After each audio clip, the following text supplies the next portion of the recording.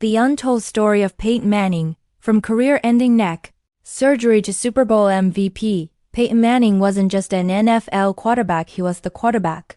For over a decade, he was the face of a franchise, the general on the field, the man whose mind was considered as valuable as his arm. When he entered the league in 1998, the Indianapolis Colts were a struggling franchise desperate for identity. Peyton changed everything. His football IQ, his obsession with preparation, and his unmatched leadership transformed the Colts from an afterthought to a perennial powerhouse. For 14 seasons, Peyton Manning defined the NFL's golden age of quarterbacks. He broke records, won a Super Bowl, earned 4 MVP awards, and established himself as one of the greatest passers to ever play the game. But beneath the glory was a truth no one could predict. Everything he built was about to collapse, and his career would be pushed to the brink of extinction. In 2010, after years of taking hits, Manning's body began to fail him. His throwing arm weakened, his grip strength deteriorated. Nerve damage shot pain down his neck and back. For a quarterback whose game depended on precision, timing, and mechanics, even the slightest weakness was catastrophic.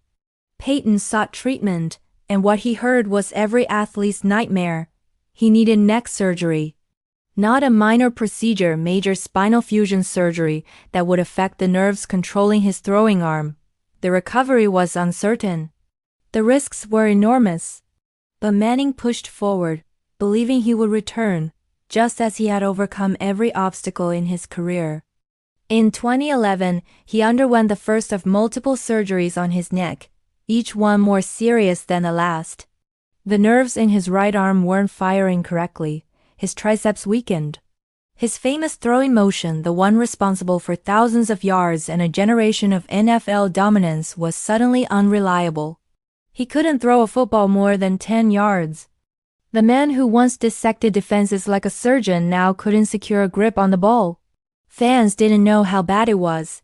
Analysts speculated, rumors swirled. But the truth was simple. Peyton Manning's career wasn't just in jeopardy, it might already have been over. He missed the entire 2011 NFL season. A whole year without stepping onto the field, without taking a snap, without hearing a crowd chant his name. It was the longest, quietest, most painful season of Peyton's life. And while the world waited to see if he would return, the Colts made a decision that stunned the sports world.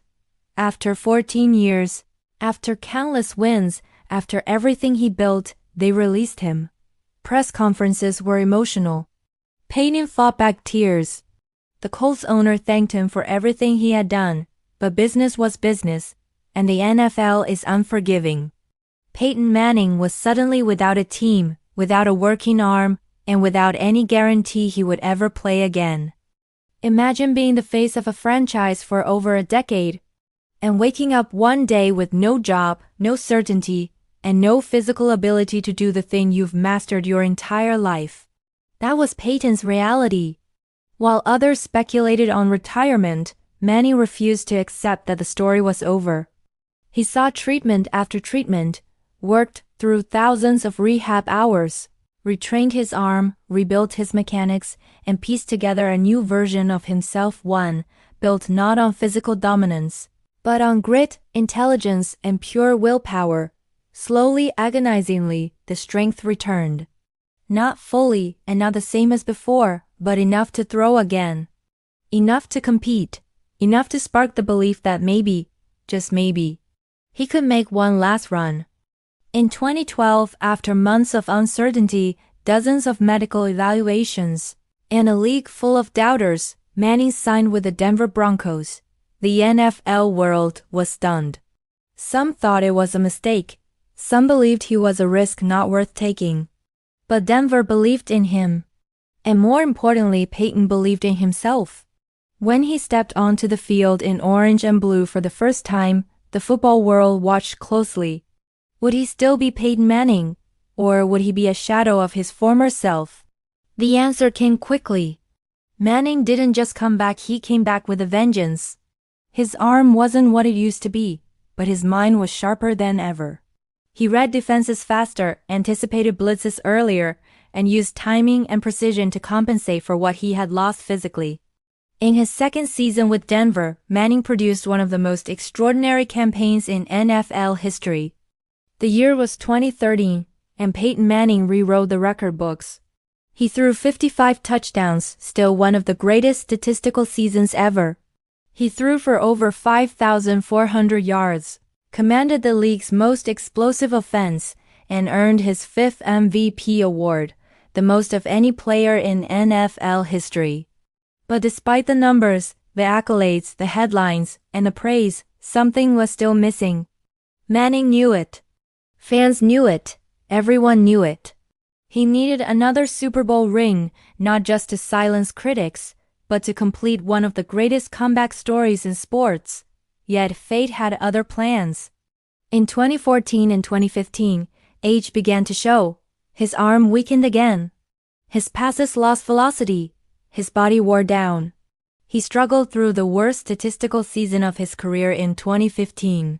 Commentators called him washed. Analysts said he was done. And after a mid-season injury, many assumed he would never take the field again.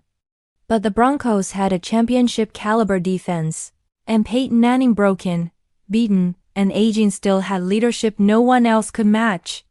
In the playoffs, the old fire returned. Manning regained the starting job and guided Denver through the postseason, not with legendary stats, but with poise, control, and the perfect balance of experience and strategy.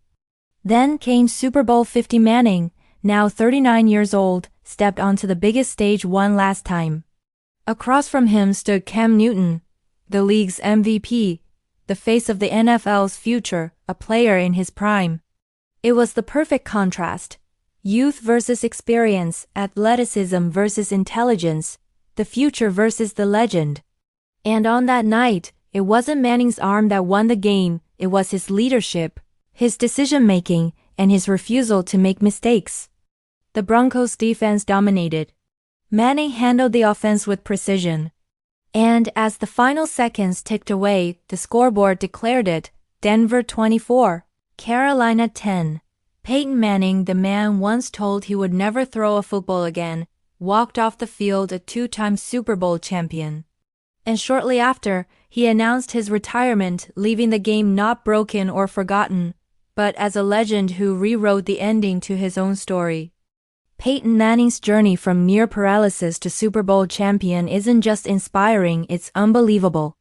Doctors doubted he'd play again. The Colts moved on. Fans assumed the end had come. Yet Manning refused to surrender. He rebuilt his body, reinvented his game, and crafted one of the greatest late career resurgences the NFL has ever seen. He didn't just return to football, he dominated it again. His story reminds us that greatness isn't defined by how high you climb, but by how you rise when the world counts you out. This is the untold story of Peyton Manning, the man who faced a career-ending injury, lost his team, rebuilt himself, became league MVP once more, and captured a Super Bowl on the final night of his legendary career. It's a testament to resilience, reinvention, and the power of refusing to quit no matter how impossible the odds.